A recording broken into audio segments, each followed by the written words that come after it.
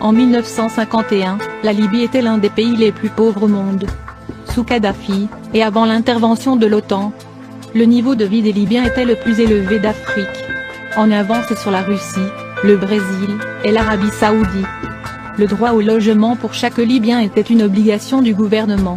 Les couples nouvellement mariés recevaient 50 000 $ d'aide pour acheter leur propre maison.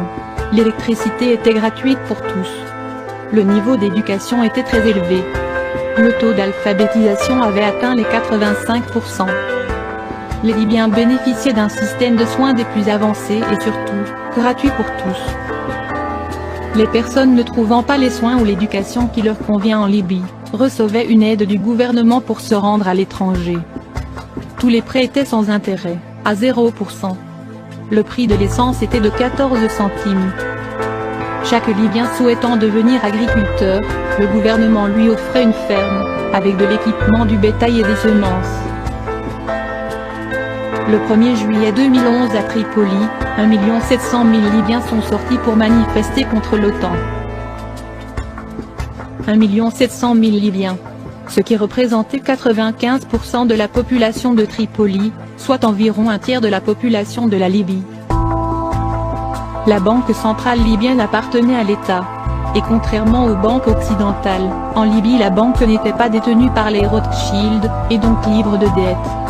En 1991, la Libye a été accusée sans preuve d'être responsable de l'attentat de Lockerbie Paname 103. Il s'est avéré que les États-Unis avaient payé les témoins au procès, 4 millions de $ chacun, pour témoigner contre les accusés libyens. Ils ont été payés pour mentir, et ils ont depuis retiré leurs preuves. Kadhafi avait également travaillé pour remplacer le paiement du pétrole qui était en dollars américains, par le dinar africain. Nicolas Sarkozy avait traité la Libye de menace pour la sécurité financière de l'humanité. L'un des premiers actes de la Libye rebelle a été de créer une nouvelle banque centrale. Devenue la propriété des Rothschild, comme les nôtres en Occident, les pays de l'Ouest. La famille Rothschild possède plus de la moitié des richesses du monde. Les banques Rothschild créent de l'argent à partir de rien, et le vendent aux États avec intérêt. Cela signifie que nous n'aurons jamais assez d'argent pour rembourser ce qui est dû. Alors que nous, et nos enfants, sommes devenus esclaves pour dette aux intérêts Rothschild. Contrairement à nos dirigeants, Cameron, Obama, et Hollande, Kadhafi avait refusé de vendre son peuple. La Libye était libre de toute dette. Les Libyens avaient beaucoup plus que nous n'avons en Occident. Ils avaient un chef qui avait de l'intégrité et du courage, et qui travaillait dans leur meilleur intérêt. Les Libyens se partageaient les richesses de leur pays, libérés du joug de l'usure, et des intérêts. Sans la tyrannie des Rothschild, et leur contrôle sur l'émission de monnaie, nous pourrions tous vivre comme des gens riches. On estime à plus de 150 000 le nombre des Libyens tués par l'OTAN et les rebelles. Kadhafi croyait en la démocratie directe, comme le prévoit son livre, le livre vert, The Green Book.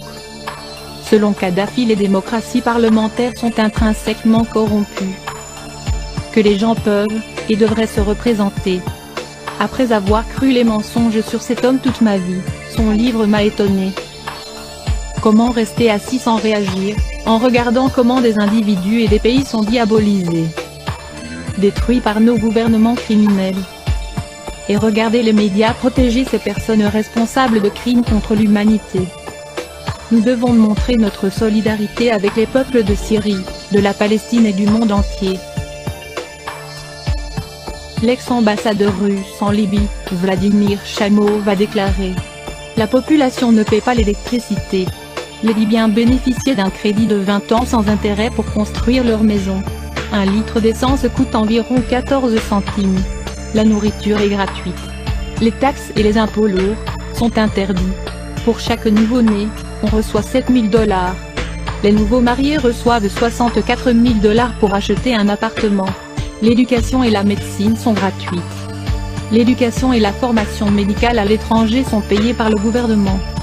Il y a des supermarchés pour les familles nombreuses avec des prix symboliques pour l'alimentation de base. La vente des produits au-delà de leur date de consommation est punie de fortes amendes, parfois même de prison. Beaucoup de pharmacies offrent des fournitures gratuites. Diffuser de faux médicaments est un crime majeur. La population ne paie pas l'électricité. La vente et la consommation d'alcool sont interdites, la prohibition est une loi. Les prêts d'achat d'une voiture ou d'un appartement sont accordés sans intérêt. Les affaires immobilières sont interdites.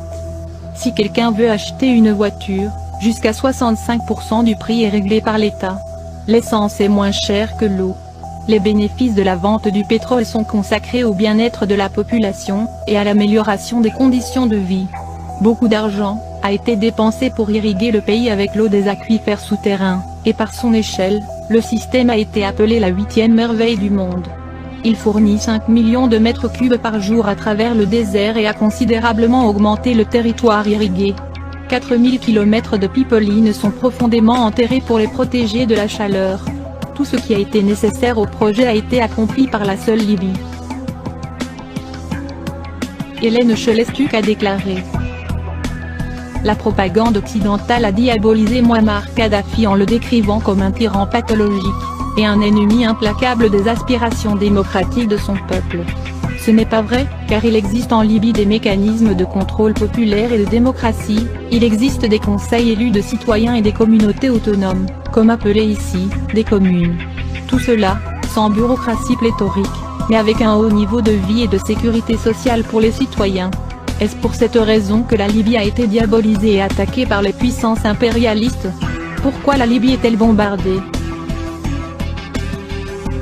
La Libye qu'on décrit comme une dictature militaire de Kadhafi, est en réalité, l'État le plus démocratique du monde. En 1977, il a été proclamé la Jamaïria, qui est une forme élevée de démocratie, où les institutions traditionnelles du gouvernement sont abolies, et où le pouvoir appartient directement au peuple à travers ses comités et congrès. L'État est divisé en de nombreuses communautés, qui sont des mini-États autonomes, dans un État ayant autorité sur leur district, y compris l'allocation des fonds budgétaires. Récemment Kadhafi a émis des idées encore plus démocratiques, distribuer les revenus du budget directement et de façon égalitaire aux citoyens. Ces mesures selon le leader de la révolution libyenne, devant éliminer la corruption et la bureaucratie parasite. Il n'est évidemment guère étonnant, que les médias dominants ne fournissent au public aucune de ces données, extrêmement révélatrices sur la nature réelle du régime libyen, car il est probable que tous les indignés à travers l'Europe, réclameraient des avancées sociales calquées sur la Libye du colonel Kadhafi.